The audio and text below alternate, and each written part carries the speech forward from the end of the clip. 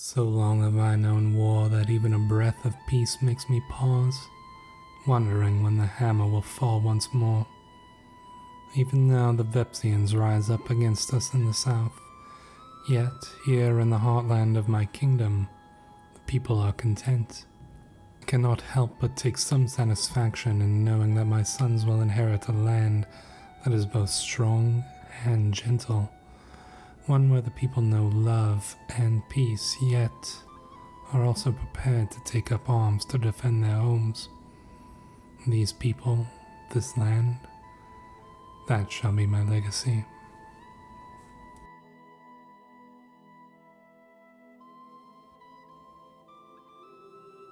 Hello Wanderers, welcome back to our Crusader Kings 3 roleplay series following Clan Stjarna. And as we return to the kingdom of Bjarmaland, we find ourselves in an interesting position, one where King Styrkar, having defeated his ultimate enemy, Rurik, the man who had killed his father all those years ago and forced his people into exile, has now been struggling to find his purpose.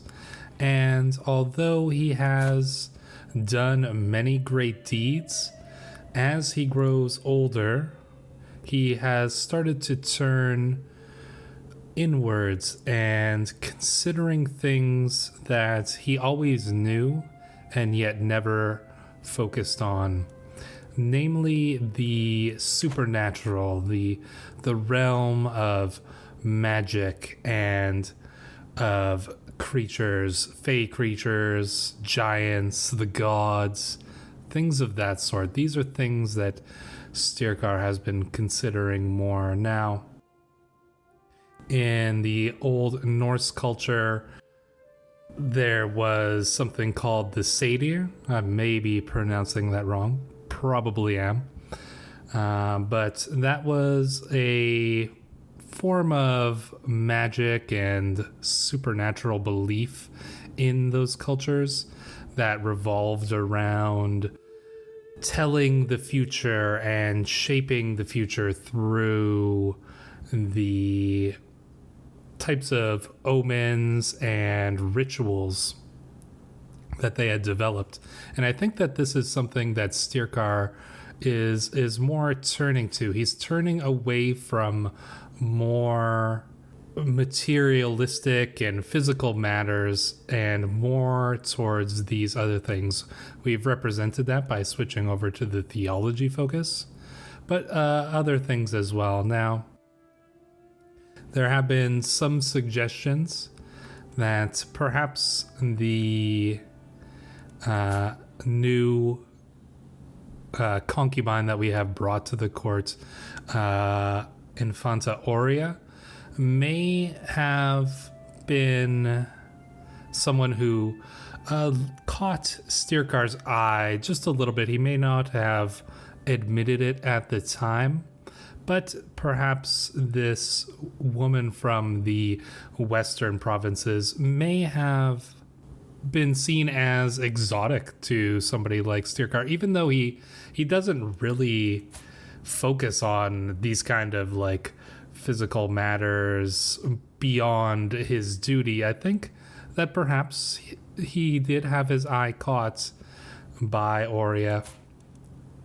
Now, as he kind of moves away from the world, I think that these matters are becoming less important to him, but I'm not necessarily opposed to seeing what would happen if we were to try to win her over. Now, obviously, in the game, we have to basically do a scheme. It's a very active thing, but within the context of the story, I could imagine that Styrkar would be more, this would be like a natural thing that would happen.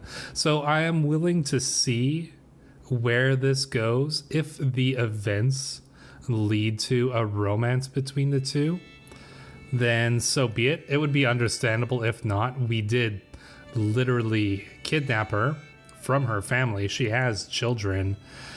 So it's pretty understandable that she hates us right now. Will she come to find some affection for Styrkar. It's possible. I wouldn't be surprised if she did not, but we'll start these schemes and we'll just see what happens, and we'll just consider it more of something kind of coming about naturally. But like I said, I don't necessarily hold out high hopes for this, but we shall see. Obviously, Styrkar's marriage with Queen Faina was a political matter, and even though they have kind of come to an understanding between the two of them, it is not something that is it's not a marriage of love. They are, I imagine that they're the kind of couple that, you know, understands each other or fairly well, but they don't really have that close connection. So we'll see if he develops that with Aurea.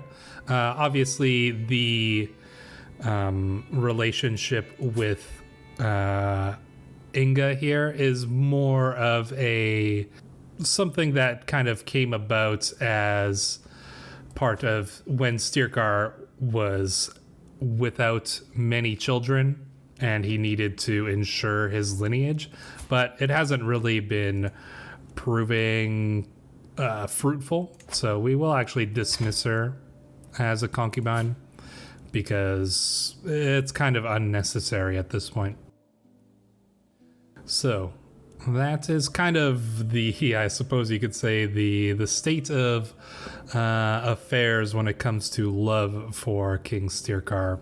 Essentially, at the moment, loveless. And I don't think he personally minds, honestly.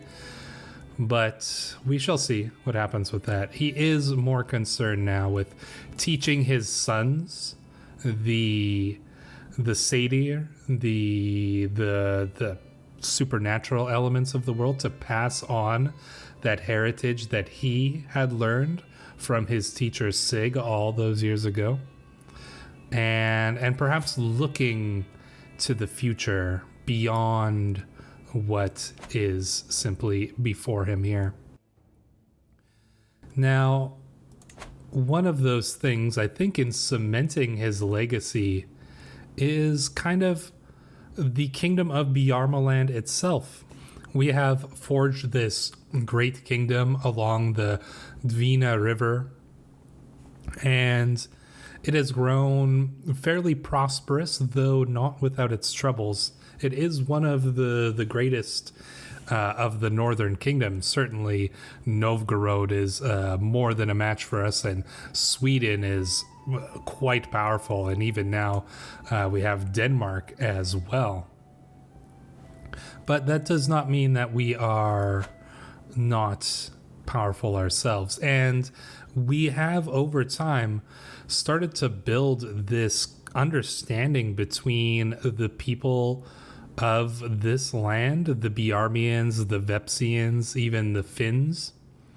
But there has also been this contingent of Norse people who came with Styrkar all those years ago when they were sent into exile by Rurik. And you can probably tell where I'm going with this, but we are able to actually create a hybrid culture with the Bjarmian culture, and we are going to be doing so. Styrkar himself has been a massive proponent of this for most of his life. He has tried to work with the Bjarmians. When he was betrayed by Grettir, it was the Bjarmians who stood beside Styrkar and helped him win back the respect of the tribe of the kingdom. So the Bjarmians have proved themselves to be staunch allies, and I think over these last 50 years or so, there has been a slow merger between the cultures. So I'm going to go through and make these selections of how this culture is going to look, and then we'll come back and I will explain my decisions there. So what is the new culture of the Kingdom of Bjarmaland going to be? Well, as you can see, we have named this culture the Nordvina, which is, as you can probably guess, a combination of Norse and Dvina.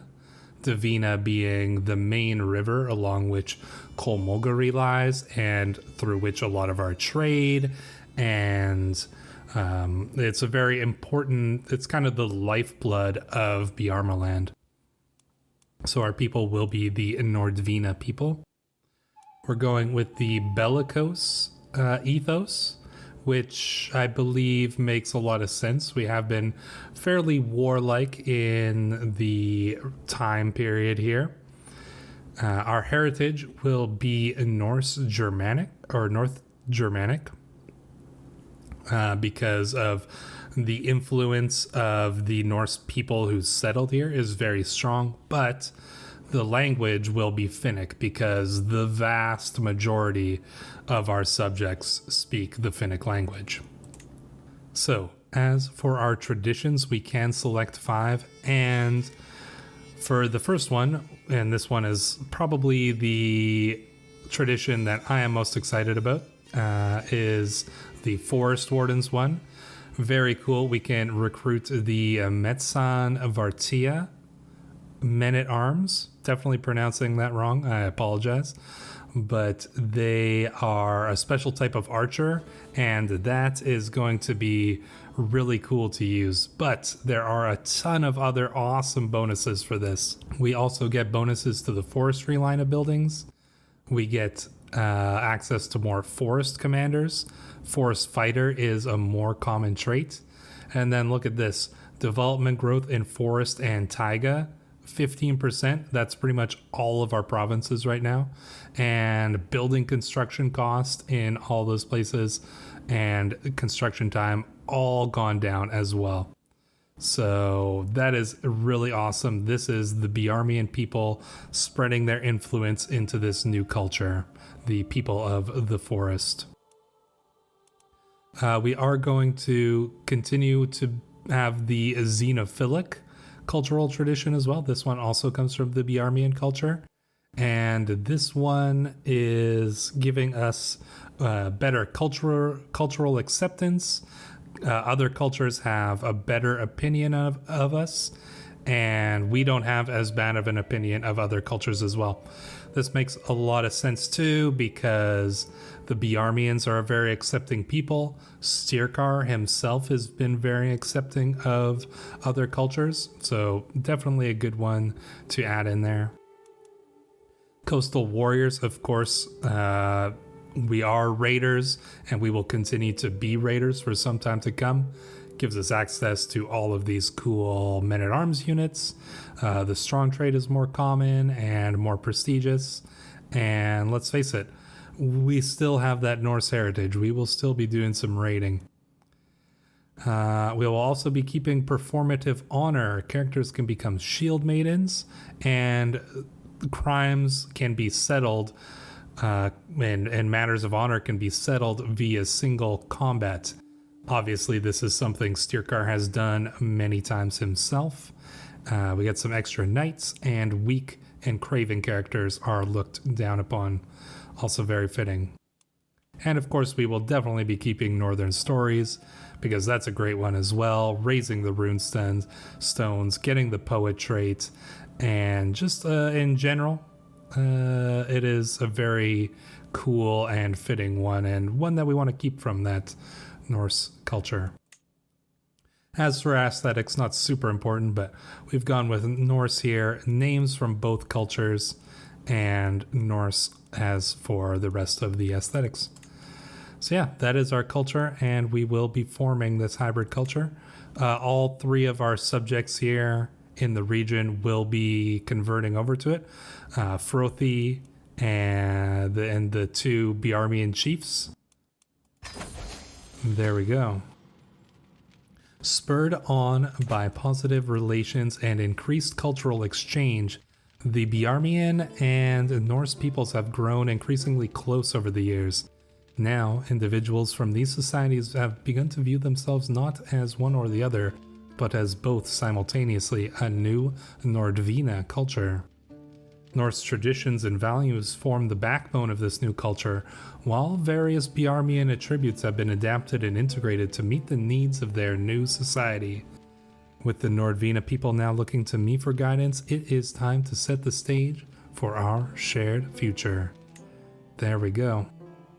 So as you can see, the culture has not fully spread. Only Kolmogari is really it's kind of the hub of the Nordvina culture, but it will slowly begin to spread to other places as well, and we can help that along by promoting culture in Onega, and that's where we'll start.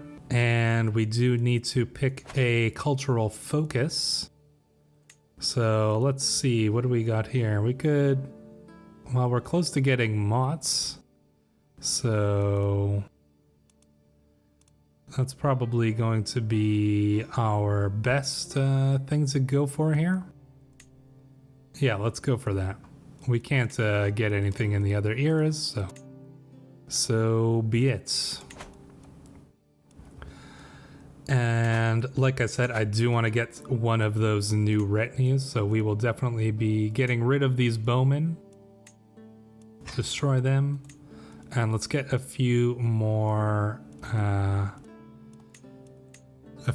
men-at-arms here. So we'll add one of the Metsan Vartia. And what one are we missing of the... We've got Vigman, Bondi, Varangian veterans, but we don't have Huskarls. Well, we don't have the prestige for it, so we'll look to that later on. So, Styrkar has truly begun to make a mark for himself on this land. Now, as you can kind of see, things in the realm are not entirely stable. Some of the Vepsians have risen up against Jarl Magnus again. I keep calling him Frothy, but no, this is Frothy's son, Magnus. And I don't know if he's gonna actually win this war. He might get deposed again, which would put us in charge. He is meant to keep these lands under control, so if he fails to do so, then we might have to step in ourselves. It wouldn't be a good look for him, but he is still just a kid. We'll see. Maybe he'll get lucky and somehow win this one, but I kind of doubt it. As for other matters, well, our sons are growing up to be good men here.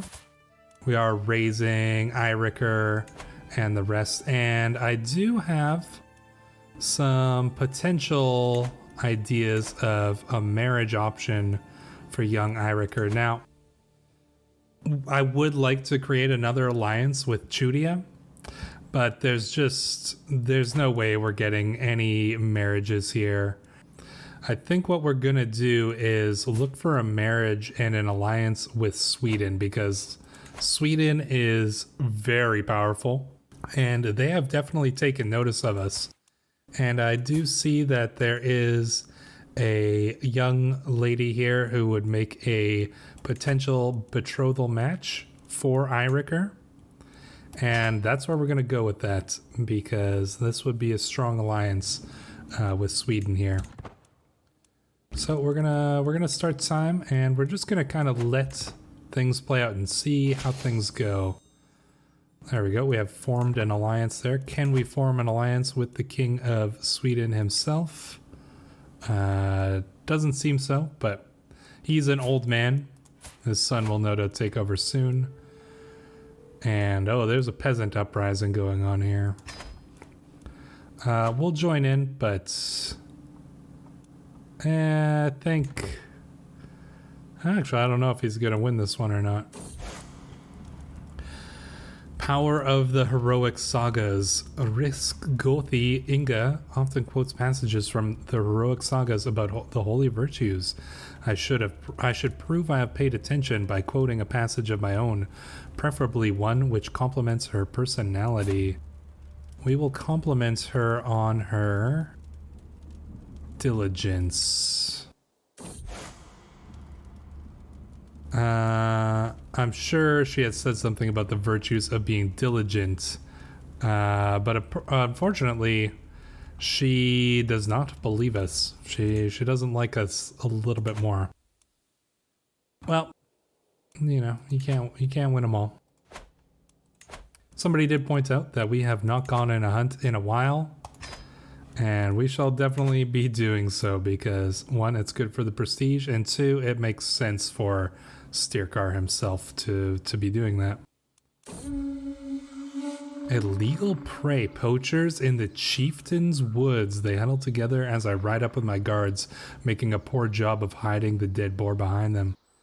We did not do this, your mercy. Their blades and bows belie their words. Well, you know, we should... The animal is along with fines for their lives. Yeah, let's see how that goes. And the local magistrates acquiesce. So a nice little bonus in terms of the prestige there, which is helping us get to that exalted among men. And we return home reinvigorated. And there we go, another little boost of prestige. We're actually very close to getting that level of prestige we were looking for. Now, one thing I would like to do is usurp the High Chiefdom of Karelia, but we need to take one more county, and that is this one here. So we will be having a very small war. This is more of a consolidation of this realm more than anything. So we're gonna make this quick and hopefully painless by raising up all of our troops here and then just smashing them as quickly as possible. We will put our son in charge. Actually, you know what? Let's let Vassal get in on this. Why don't we? Oh, and we do have an open council position. Looks like, yeah, Frothy was ejected from his position. Well, you should have done better there. Who will we make our marshal? I think we will put Vassal as the marshal. Frothy's son did not prove himself to be the most greatest of our warriors there. So that shall be that. We have the County of Kavrola now, and we also now have the Jarldom of Ustjug. So we're gonna have to figure out how to deal with this because these Vepsians in Ustjug have been constantly acting against Bjarmaland here. So this should be pretty quick. Oh, it looks like Styrkar decided to just deal with this himself. And we have captured the enemy banner. Yeah, we will add it to our collection. Why not? And we'll hang it up in our hall. Where is our hall? Here it is. Indeed, let us hang their banner up. We'll put the Stjarna banner there, and we'll hang up the Sortavalian war banner here. So what does that give us? It gives us some nice dread gain, levy reinforcement rate, and court's grandeur bonus. Pretty decent, all told. So we'll let the siege run down, and I'll come back once it is done. My daughter-in-law Maria has given birth to a son. Very, very good. Rikufir. That is a... I think that's a good name. Indeed, he is a good young man. Hopefully he will grow to be strong and wise. We also lost one of our counselors, and we're being called into some wars. We'll look into that later. But Ulfathine did die. So that is rather unfortunate. We will need a new counselor there. this war was easy enough, nothing to really be concerned about. And let's just finish that off and enforce our demands. There we go. That settles that matter. And now we have a couple things that we really got to look over. Well, number one, we have a lifestyle perk that we can choose. And I think that we will be going with... So even though we have the theology focus, I think we're actually going to be going a little bit down the... We're kind of going to go down all of them. But at first I'm going to go with pedagogy, which will kind of help us, you know, raise our children to be strong and wise. So that's what we're going to take for the first ones there. We've also captured Chieftain Tomas, Turhi Karyalainen. That is one of the House of Karelia there. So let us ransom her back, I suppose. I won't even pay much of a ransom. That's unfortunate, but that is just gonna be how it is. We do need a new steward, and this guy is very good at it. So we're gonna make you our new steward there.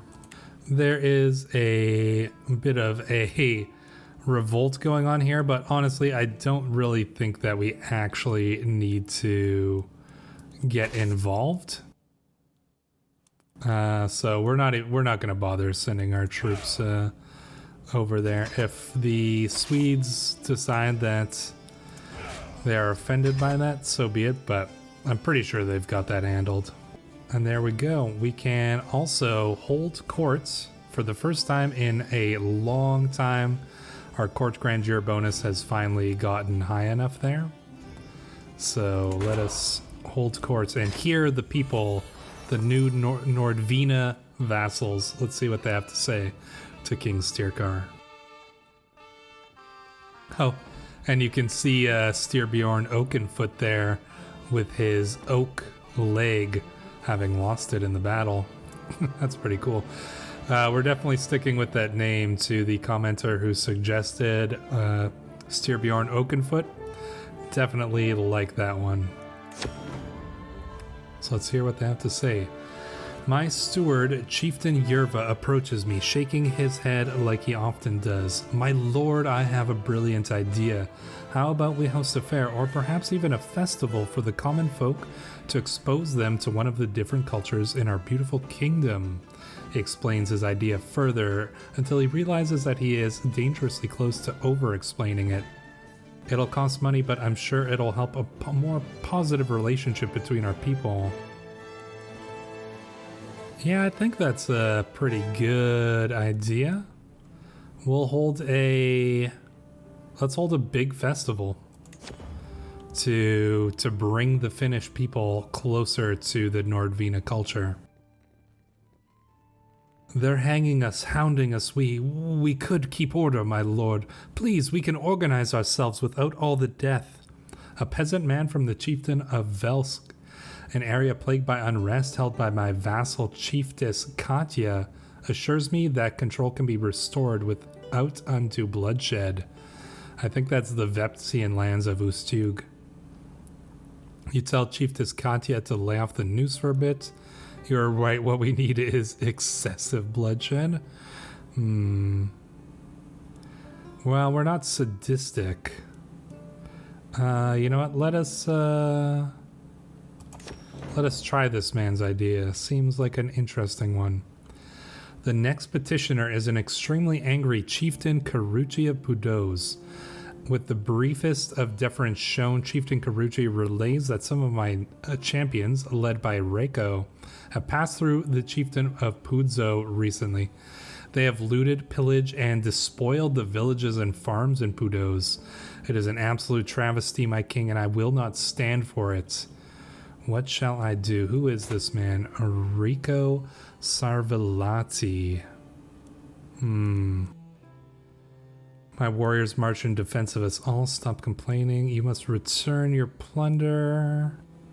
Offer compensation. We could offer compensation for your losses. You know, I think that we shall, in the spirit of fostering better relations, we will offer compensation for this. And there we go. Business is done.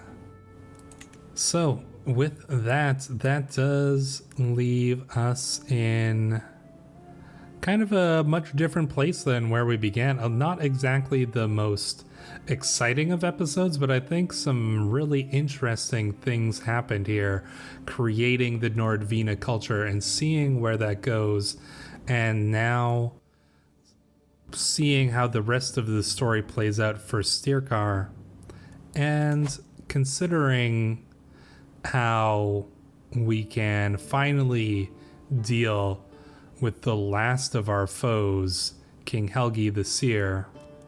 So I think one of the last things that we're going to do here is usurp the kingdom or the high chiefdom of Karelia.